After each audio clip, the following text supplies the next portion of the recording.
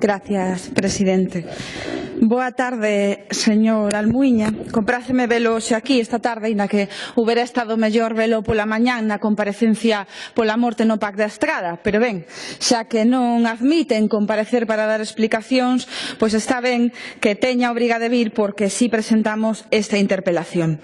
E a presentamos despois de presentar tamén unha pregunta escrita que, como sabe vostede, foi respondida por parte da Consellería de Sanidade, aínda que, ao noso entender, con bastante parquedade e sin a maioría dos datos que se solicitan. Esta circunstancia foi debatida tamén na anterior Comisión Quinta de Sanidade, na que propusemos se cubrisen eses permisos unha vez máis e solicitamos a información e, como sempre, obviamente, o Partido Popular votou en contra. Polo tanto, hoxe traemos unha vez máis aquí, despois dun verán cheo de movilizacións por todas as vilas do noso país ante a non cobertura dos permisos dos médicos e médicas de atención primaria e das e dos pediatras, esta circunstancia que é de extrema gravidade. Estivemos debatindo tamén neste pleno a respecto da planificación dos médicos internos residentes, en este caso en relación á pediatría, pero evidentemente hai un problema en relación a outras especialidades e a ausencia, esas vacacións que se tomou a Xunta de Galicia durante prácticamente unha década na planificación das necesidades de novos e novas profesionais. E máis, eu diría máis, hai un elemento que é unha obscenidade e que durante moitos anos estivemos denunciando aquí, incluso cando aínda estaba a súa predecesora, a señora Mosquera, que son as xubilacións forzosas as que durante moitos anos vostedes obrigaron aos profesionais. Para que? Para forrarse uns miserentos euros que agora pesan sobre a ausencia de profesionais para cubrir moitos dos servizos. Daba un medio de comunicación a pasada semana unha nova acerca do número de profesionais médicos que se foron a traballar a privada despois de que vostedes os xubilasen forzosamente cando aínda podían estender a súa idade de xubilación. E iso dá un pouco a medida na que a Xunta despreciou durante todos os anos previos as necesidades en materia de persoal e en materia de saúde, foi, dende logo, facendo xubilacións forzosas, amortizando prazas, non cubrindo novas prazas, non sei de onde salen eses datos de profesionais, supoño que serán das contratacións por horas que se ofrecen. E agora chegamos a un problema sin ter os deberes feitos e ningún tipo de medida tomada. Polo tanto, non serve esa xustificación que se dá para a atención primaria e a especializada tamén de que non hai profesionais. Non serve cando un non fixo previamente os deberes. Seguimos sin coñecer cal é o plan a medio e a longo prazo da Xunta de Galicia para dotar de profesionais para cubrir as ausencias e as xubilacións futuras que non son poucas, señor conselleiro. A respecto da atención especializada, preguntamos precisamente e hoxe interpelámoslo polo mesmo motivo, porque unha vez máis e cada ano non existe un criterio homoxéneo á hora de pechar según que servizos ou non cubrir as ausencias do persoal. A saber, na resposta que vostedes trasladan a esta deputada, se di que a planificación se elabora tendo en conta a frecuentación das distintas áreas hospitalarias. Eu pregúntome cada ano e pregúntolles a vos por que, a pesar de afirmar isto, cada ano pechan uns servicios diferentes. En algúns centros máis pequenos pechan sempre os mesmos, pero resulta que, por exemplo, pola mañán falábamos dos 18 berces que pecharon este ano no Complexo Hospitalario Universitario de Santiago de Compostela e descoñecemos se é que as nenas e nenos lactantes se poñen menos enfermos nos meses de verán solo en Compostela.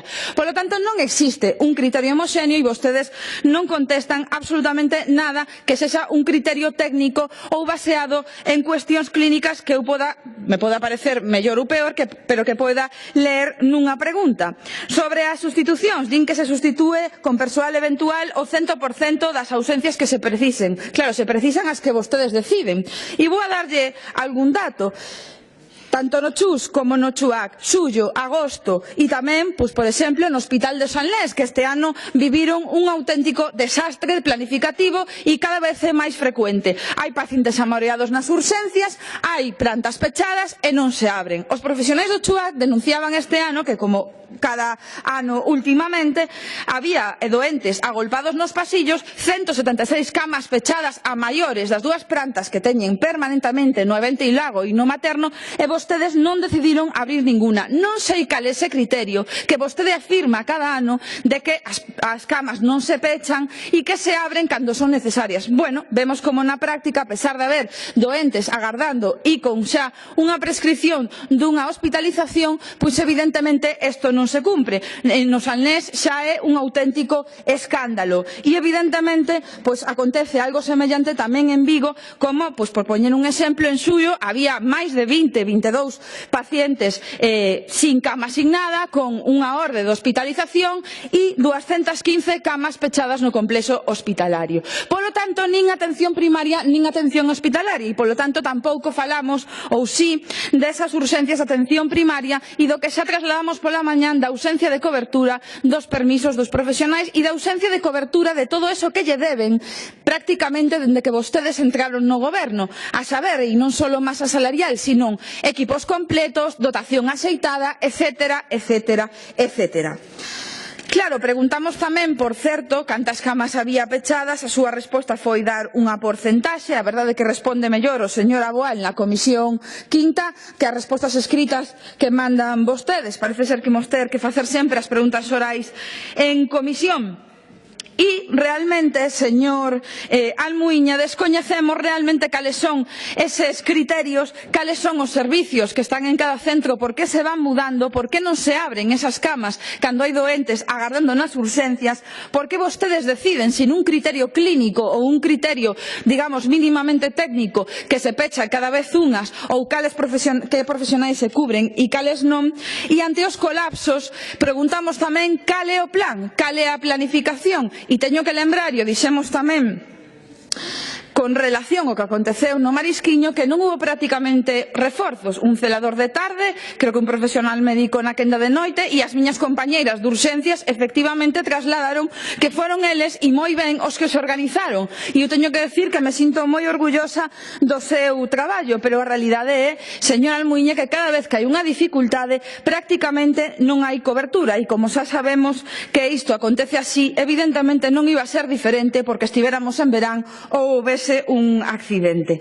Pero, alén diso, señor Almuíña, unha das súas excusas habituais é que non hai profesionais de según que actividade. E eu xa lle teño trasladado que hai moitos outros profesionais, enfermería, por exemplo, ou fisioterapia, por exemplo, que vostedes non cubren e que hai persoas en disposición de cubrir eses permisos, porque realmente nin siquiera se fai durante o resto de ano. E dígolle tamén porque a resposta de autocobertura, ese eufemismo que utilizan para trasladar as axendas duns profesionais a outros, pois tampouco é unha boa resposta. Anticípome por si esa vai a ser a resposta que se dá. En resumo, señor Almuíña, un ano máis nos atopamos, aínda non rematado o verán, con que se incumpren totalmente, non só cos datos que se preguntan, porque é certo que cada ano pedimos, o ano que máis se acercaron a resposta foi o ano pasado, e aínda así non responderon que categoría de cada categoría do hospital se tiña cuberto, é porque tampouco se abren as plantas pechadas cando hai necesidade, tampouco se programan máis cirurxías e non sabemos cal é o criterio. E, dende logo, o que é un escándalo, e supoño que hoxe vostede non vai perder a oportunidade magnífica que ten para responder, é o que está acontecendo en atención primaria. E eu digo que estou francamente preocupada e que vostede debería de trasladar por tranquilidade, pero non trasladar como fume, sino unha planificación escrita que poidamos ver de cal é a programación dos profesionais que se van a incorporar, porque supoño que sabe igual que a min a cantidade de xubilacións que hai nos seguintes anos. E o problema é que vostedes estiveron acometendo durante todos estes anos xubilacións forzosas, e o problema é que temos un tanto por cen elevado, o trasladamos tamén no debate que tivemos antes, de médicos residentes que rematan a residencia e non se quedan porque vostedes fan contratos de precariedade. Queremos saber se a partir de agora van a adoptar tamén algunha contratación, por exemplo, en torno a un ano que permita ir cubrindo as ausencias, o que é o que van a ofertar, aparte de ter a idea magnífica de salir nos medios de comunicación, como fixeron o 2 de agosto, dicindo que veñan os que queiran que os imos contratar. Bueno, é casi como un chiste ou unha mofa despois de estar prácticamente unha década sin facer absolutamente nada neste aspecto. Así que hoxe traemos esta interpelación, ten vostedes cuestións por escrito, non a responderon prácticamente en ningún punto no que se trasladou na resposta por escrito. Na Comisión de Sanidade o Grupo Parlamentario Popular votou en contra de dar información e de cubrir as ausencias. Espero que hoxe aquí teña algo máis que dicirnos de que todo está moi ben. Gracias por agora. Gracias, señora Solla.